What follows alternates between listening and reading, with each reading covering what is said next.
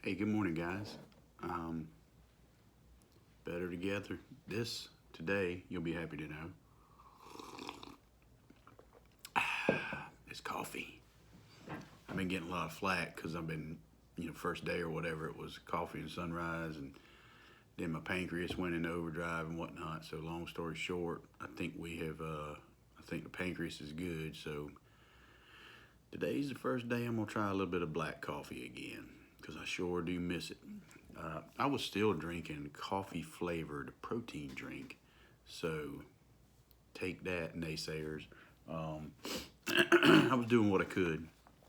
Um, but today's Monday, I don't know, maybe March, maybe April, something around there. But I got a busy week coming up. And I was kind of telling my wife this morning, and I don't need these. I just need these sometimes when I read. But uh, I'm a little nervous this week. Probably going to look into a little bit of scripture later on, maybe dealing with anxiety. And I know the best way to get rid of that is just to give it to God. But still kind of in the back of my mind this week because, and I said it, but my wife is like, well, you shouldn't say that. But they're basically, I showed you guys that port right there. I mean, they're basically going to be pumping poison into my neck to Wednesday. So I'm a little apprehensive about that. And I've seen my mom go through it, and I've talked to some buddies and stuff like that, and I know it ain't no joke. So yeah, I got good news. Last part of last week, but it ain't. There's still a long way to go, and there's still going to be a lot of suck here between where I'm at today and my finish line. It's going to be a lot of pain and suck. So, and I'm afraid this is going to be the start of it all. Right now, I don't know this illustrious beard that I have come to know and love. I usually don't have the throat beard, but I've kind of said, who cares? That's just like when I first got diagnosed, I guess a couple weeks ago now. I just didn't even wear my Fitbit no more. I'm like, what's the point? But anyway, so maybe we'll see. Maybe I don't shave it so if it's going to fall out. And, I've been I told my wife a couple months ago, I was like, you think I could rock a bald head? But there's just a lot of knots in this bald head of mine. Probably got a lot of them from Kimberly Daughter this weekend, but I just don't think I got the head for it. So that's why I've been kind of rocking, which I always wear ball caps and toboggans, but if I'm, probably going to be wearing them all the time, so I might as well get used to it. But so anyway, I got a little anxiety about that, and poking and prodding again all week, man. I got an echo, chemo class. Then I'm in chemo all day Wednesday. Then I go back all day Thursday for an antibody something. And then I got to go back Friday and I get shots again Friday. And basically, the good news is I will probably be exhausted all weekend. So yeah, and I don't do well with that, man. I really don't. I don't do well at all sitting and watching. So today I'm gonna try and get some stuff in. Still on a non-strenuous regime because of the surgery, and I showed my son and my wife yesterday. My whole abdomen around my gut is just a big bruise. So I literally, and I mean, and like I said, I ain't got nothing bad to say about any of my doctors. They did what they had to do, and they were awesome. The guys in Kings Mountain and Shelby were great, and I'm really appreciative. But man, it almost looks like they were standing on my abdomen doing that surgery or something. And then the port don't hurt. It's just you can't. You got to be so careful with it. I mean, you'd forget that there's a big bulge right there, right? So you stuff that I do. You go to lift your arm. I just won't lift my arm all the time. So just a lot of bizarre things that you're not supposed to do, and you kind of catch yourself, and you're like, uh-oh, I did a bizarre thing that I wasn't supposed to do. But also this week, I'm hoping to get some work done. I talked to my boss last week, and I kind of gave him my word, because I know I was hit and miss for a couple weeks. I mean, I was still trying to be in the loop, but I wasn't really feeling it. But I did what I could at that time. But I want to get onto a schedule this week. My doctor will not release me yet, and I'm fairly certain he's already basically said he is not going to release me to go back to work this week nor next week. We're going to discuss it at that point, but I'm really kind of hoping to sell him on at least letting me go back in the office so I can see my Windsor Run peeps. I'm hoping, and I don't know, because I think my chemo is going to be on Wednesday, but I don't have to. I think after this first thing or first couple things, I don't think I have to do it every week. So anyway, I'm hoping at least he'll let me go, work 2 or 3 days in the office if I can do that, and a day or two remote. I personally think I can work remote while I'm doing chemo, but I might not be able to. I mean, I think I can. I don't know that work would allow me, so I may have to take that day off or whatever it be. But this week, when I start my chemo, I am not going to plan to work with my laptop, because I am going to read this book, Heroes Never Die. This is a book about Chadwick Boseman. You guys all know him, the Black Panther. And I mean, I've been just kind of digging in this guy a little bit, and I'm just going to share the quote that opens the book. A lot of people, we just all kind of assume, man, I don't want to get political or none of that, but a lot of us don't have a whole lot of faith in the millennials leading the country, and just, the Hollywood and this and that and the other. But man, I'm telling you people, I got faith in my kids. They don't always think exactly like I do because I'm old, but they still got a good heart, and they still looking out for the best interests of this country. So I have faith in the younger generation, because we were the younger generation at one point, right? So I think we get caught up in a lot of that stuff, thinking that our way is the only way. Sometimes we just gotta let that go and have faith in these guys. I know a lot of really good people and really good kids, and it is what it is. I ain't always right. I remember I told y'all for 40 years I was sincerely wrong. So anyway, that being said, there's a couple of Hollywood elites that, and I don't like dig into Hollywood elites, but his story just kind of landed into my lap when I got diagnosed, because I was like, I know this dude was a freaking warrior, because he's filming movies and doing these fight scenes, and I heard he was like getting chemo, like literally get chemo in the morning and go out and do a scene. And I'm like, that is freaking next level. So I said, let me check this guy out a little bit, and he just always seemed to be a great guy, but he's a good godly man. But anyway, I'm just going to share you guys this is the opening. I don't even know what I'm fixing to share with you, but it's his quote from the beginning, and I did read that part of it, and I decided I'm going to read this whole freaking book when I'm getting my chemo. But it's chapter 1 of this book. It's called Heroes Never Die, Chadwick Boseman. It's by Miller Bryan. A good dear friend of mine sent this to me, and she's been amazing. She just keeps sending me stuff. She needs to stop. But he says, when I stand before God at the end of my life, I would hope that I would not have a single bit of talent left, that I could say I used everything you gave me.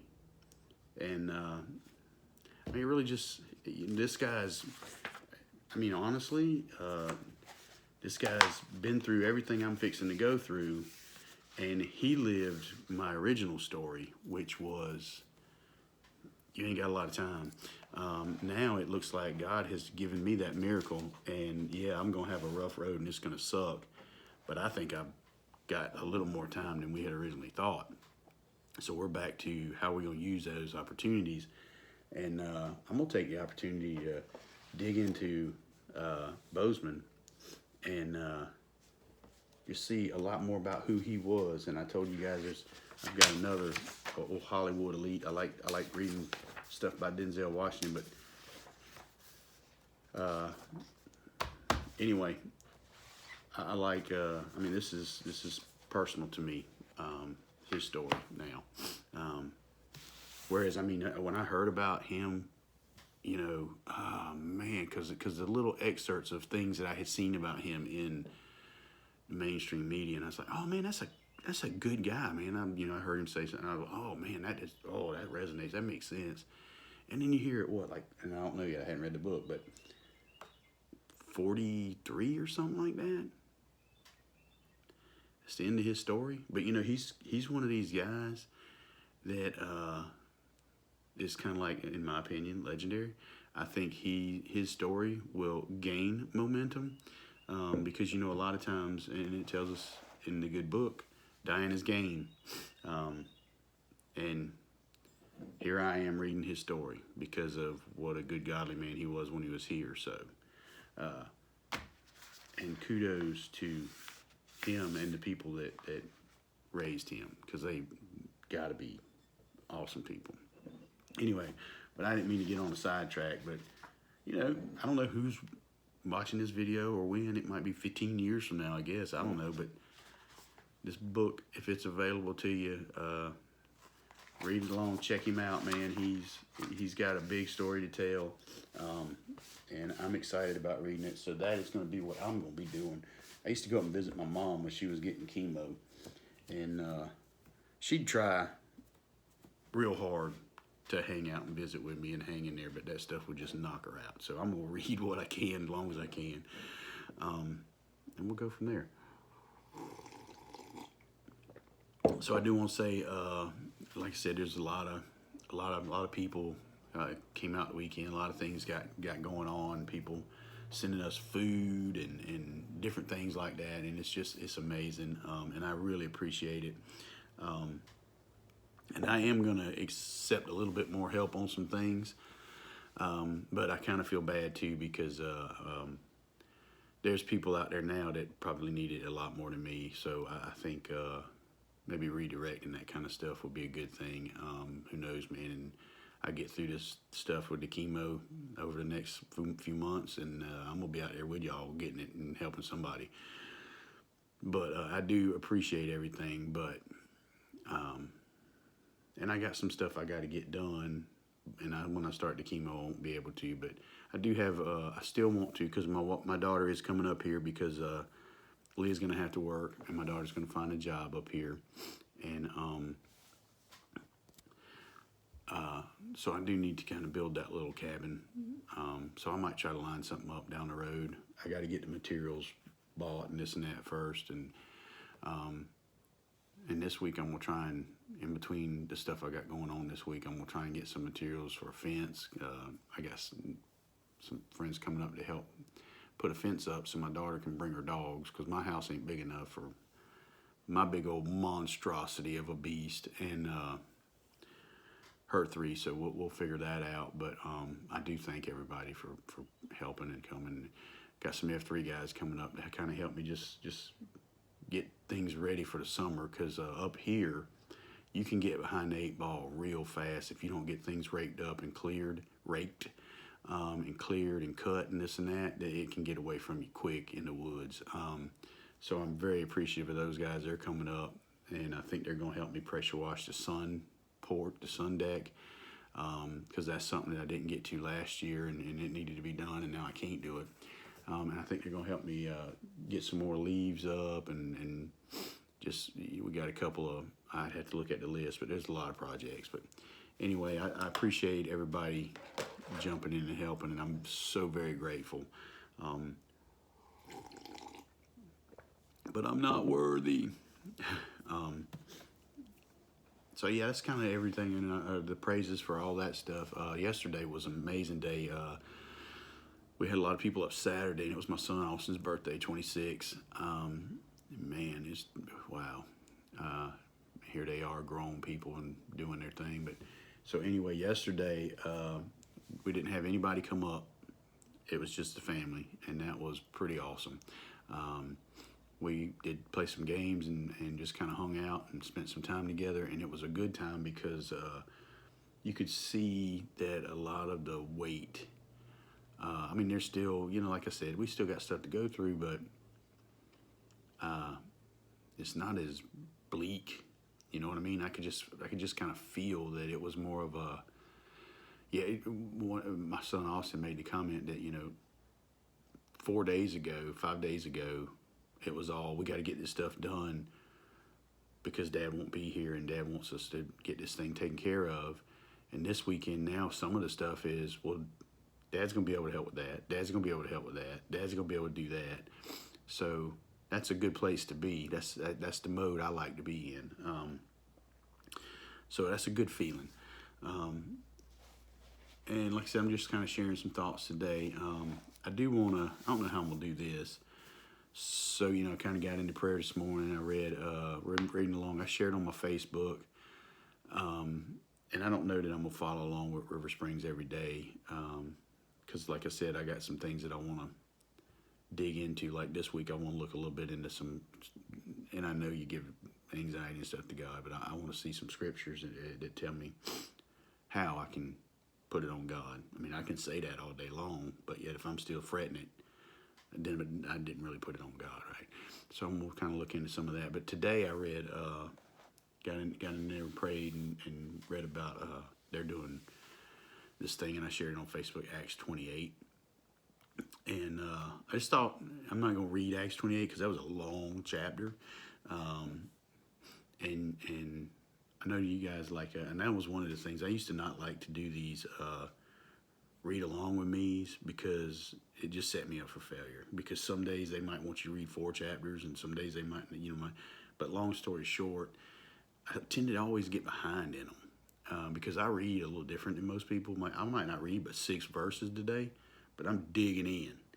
I'm checking it over here and I'm checking it over here. I might read 2 or 3 different versions of it because I just want to make sure that I'm understanding and getting it. Rarely though, now once I've prayed about it and I've read it, and for myself, there are some trusted people that I kind of lean on and ask questions and say, hey, what do you think about this? I'm thinking this means this. And my wife has commentaries.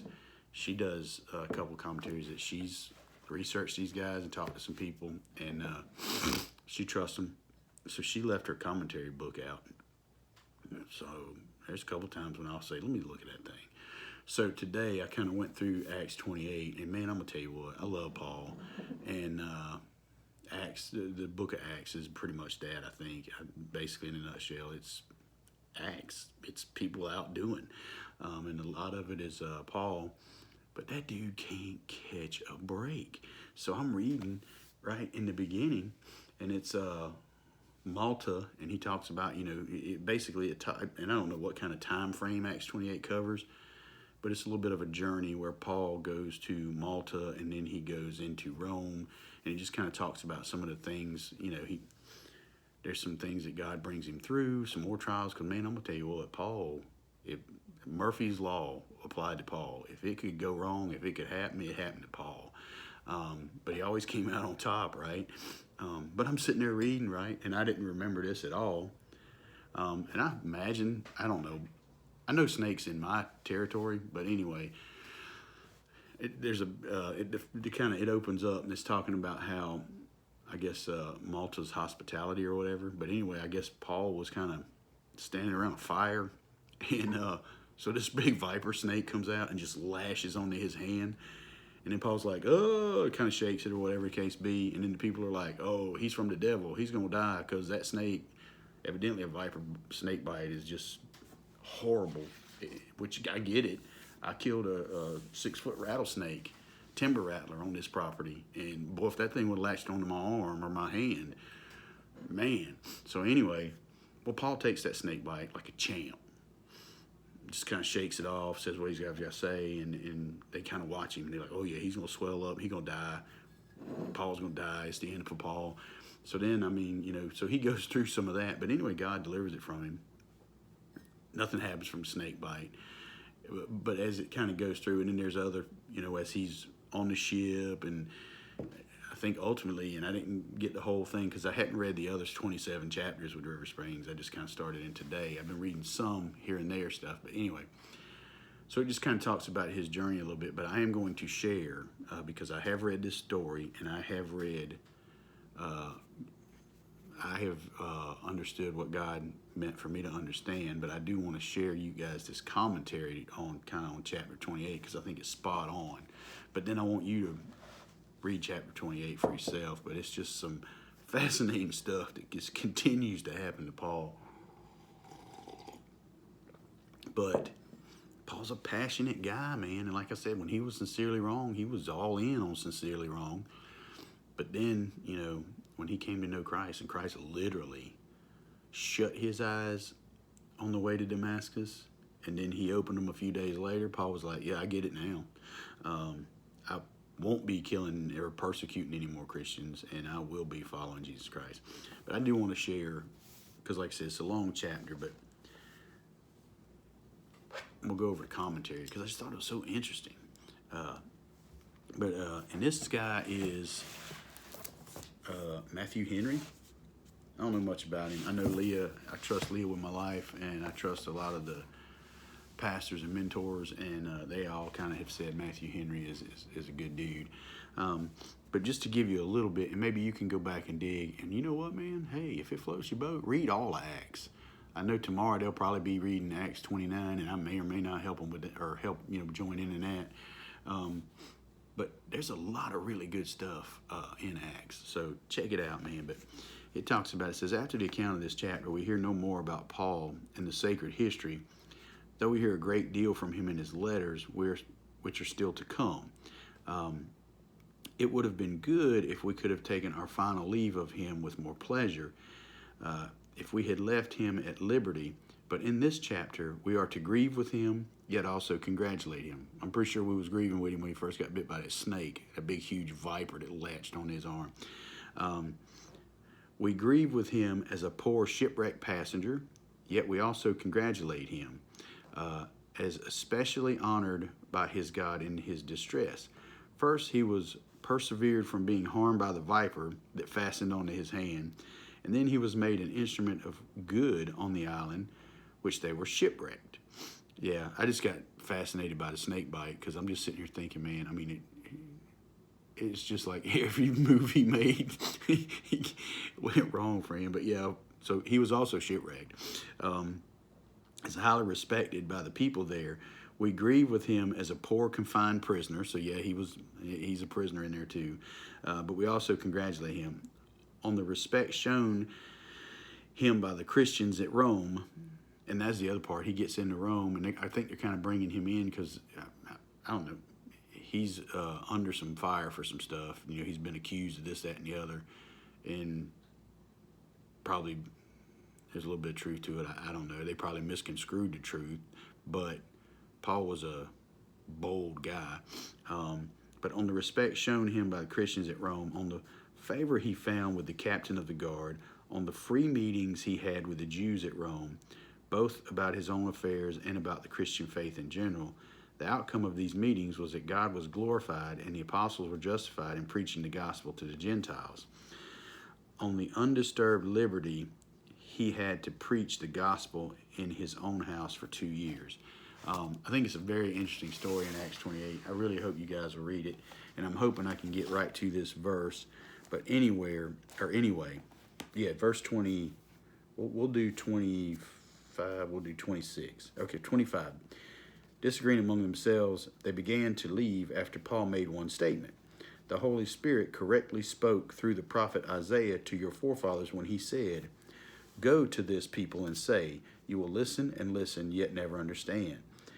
And you will look and look, yet never perceive." And this is us.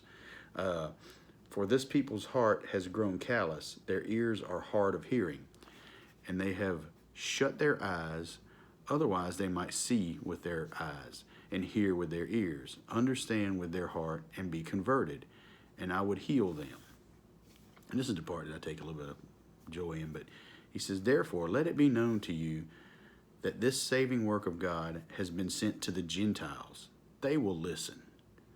So we're Gentiles, so we need to be listening. And that's straight from Paul. And then it says, after he said these things, the Jews departed while engaging in prolonged debate among themselves.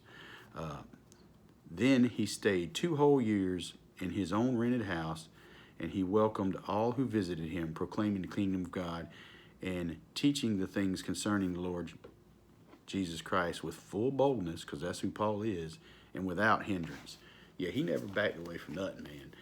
God put it in, I mean, he was just a soldier. God put it in his heart, and it had to happen. It didn't matter if he was going to get bit by a viper. It didn't matter if he was going to get beat down by thousands of armed soldiers, locked in chains, put away. I mean, he had the gospel, and it had to come out. But I just thought it was an interesting story, and I hope you guys will check it out. And I'm going to continue to be praying about where we go from here. For me, you know, some stuff that I might want to read. But anyway, I just want to remind you guys that we are so much better together.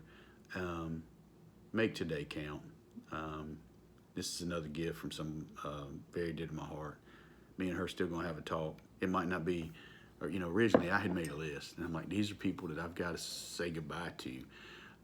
And these are some people that need to know how I feel about it. Because I'm going to be honest, you know, until I was given a clock that was ticking, I'll never forget, and I may have shared this with you guys already, but I had a lot of stuff in my head that I feel like I had hoped that I showed my mom how much she meant to me and how much I loved her.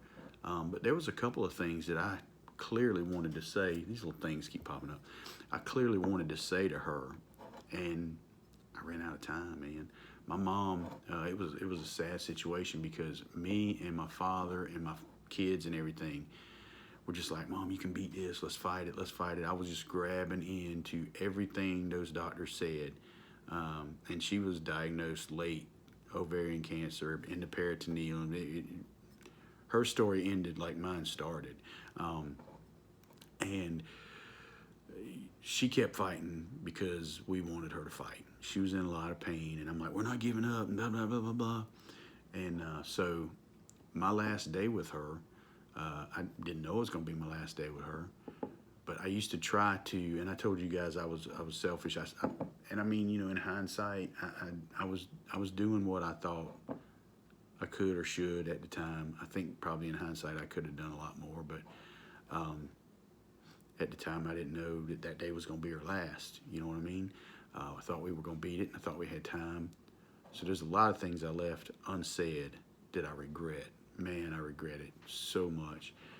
But that day we went to the doctor, and so my mom goes off into a room to talk with the doctor alone, that wasn't my mom. My mom was very much like me. My mom was very transparent, all the cards on the table.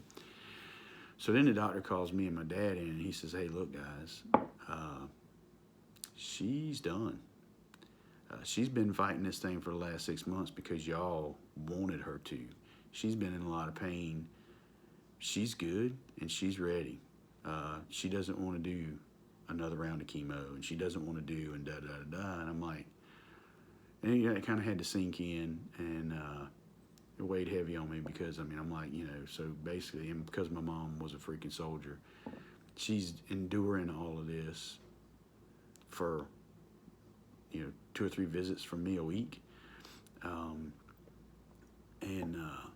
You know, and because me and my dad are, you know, come on, we got this, you're going to get better.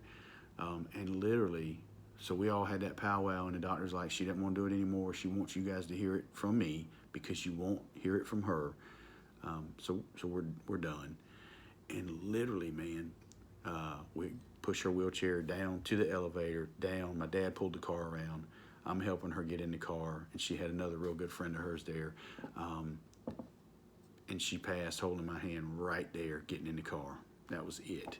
And I remember one single tear. She couldn't say a word, running down her face while I was holding her hand. But anyway, so we're better together. Don't leave nothing unsaid. I still have that list. I feel like I got a little more time to get a hold of those people, but girl that gave me this coffee mug. She's on the list. Me and her gonna have a talk. She knows it's coming. She's running from it, but it's coming. And the being is that I just love her dearly, and I need her. There's a lot of people that I need to say that to. That I need to, however stupid this may sound, I need to look them in the eyes and tell them they need to know, and I need them to know, because I'm not gonna get caught with my pants down again. I'm not gonna keep saying we got time. We'll have this conversation, because a lot of times, and not just me, but whomever, when those things don't get said, and you're past that point, somebody passes on and you didn't say those things, you start to really doubt the relationship. And I went through that too. I was like, oh man, people don't know. Me and my mom were so tight. Now, if you just sat there with me and my mom, you might not get that. Just like if you came in here at the right time and saw me with my kids, you'd be like, oh my God, man, I don't know about that. But that's who we are. We're passionate. We love each other, but we tell you straight up, we're going to hold each other accountable. And if we don't agree with something you're doing, we're going to call them out on it. But anyway, me and my mom were very close, but there were so many things that I kept thinking, next time I'm over there, if she don't have a house full of people, I'm going to say this thing to her. And I never did. So anyway, I'm got a lot of friends that I'm probably going to have some conversations with.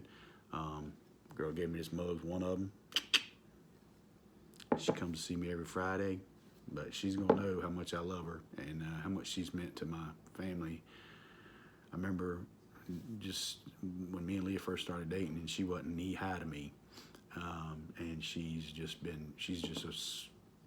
a great girl. And it's easy to sit here and say, man, she's just like one of my own. I love her like a daughter. That would be a lie, because, I don't see her as much as I do my daughter. I don't do for her like I do my daughter.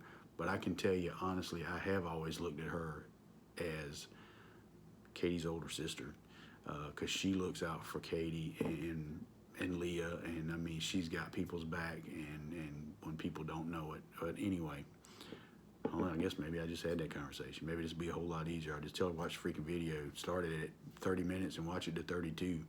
And me and her be good. But I love her to death.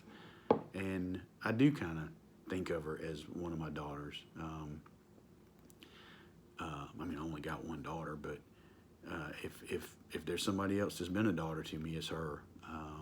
And I haven't always showed her that, because there was a time when she lived with us and I was pretty hard on her, but you can ask my kids, I was hard on them too.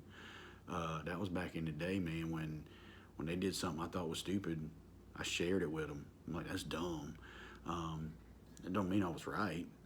Kind of talking back to allowing the kids today, showing a little faith in them, in what they're thinking they can do for this country. Yeah, so I get it. We think that's stupid, and we've been there before, but I don't know, man. Maybe they can put a spin on it. Maybe they can do something different. Maybe it can work better. Just, we got to have faith in them. We got to quit busting on them, trying to kick them when they, keep them down or whatever it be. We don't know it all. But anyway, I don't want to get on a big thing, but I don't know how the videos are going to look moving forward. I'm fine with just kind of doing what we're doing here. Just, talking a little bit and doing this, whatever. Y'all don't have to watch them. But it may come to a point, like when I'm doing chemo Wednesday, I got to be there real early, and I don't get out till real late. So it may be kind of hit and miss. I don't know. I'll keep sending them to Jimmy when I can, and he'll keep putting them out there. And if people keep watching them, great. And if not, I get that too. And we'll just keep praying, because I do feel like in the beginning, God was putting it on my heart that this was the objective. I think the objective may have changed. I still kind of want to walk with you guys, through the chemo and this, and that, and the other. But at the same token, I don't want this thing to be out there. And my original intent was, let's see how God works through me. And at first, I honestly thought that it was going to be that you guys were going to get to see me go from a black hole, deep, dark depression, to being at peace, and my family being at peace, and me, being called home. Now that I've kind of gotten that miracle, I consider to be a miracle, an opportunity for treatment. I don't know that I really want to be putting that out on the video because the next guy might not get that. So, I mean, I don't know. I'm just going to have to pray about that and see where God says about that. And maybe God shuts this thing down. I don't know. But I don't want to look to anybody like I'm saying, ooh, look at me. I got this wonderful thing and, you know what I mean? You didn't, or whatever it be. So we're just going to keep praying and see what happens with it. But for now, I'm all in on these videos, and I really hope you guys are digging in with us.